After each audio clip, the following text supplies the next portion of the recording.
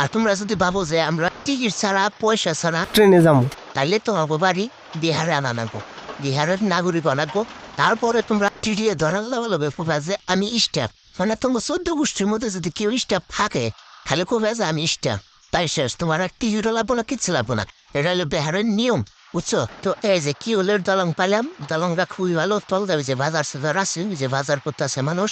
তো এই দলংয়ের ওই সাইড দিয়ে মানুষ আপ ডাউন করে, তল দিয়ে আপ ডাউন করে, তো সবান দিয়ে আপ ডাউন করে। বর্তমান পানি নাই নদীর, যেহেতু ওই তল দেয়, ওই যে মানুষ তল দিয়ে রেপাচ্ছে।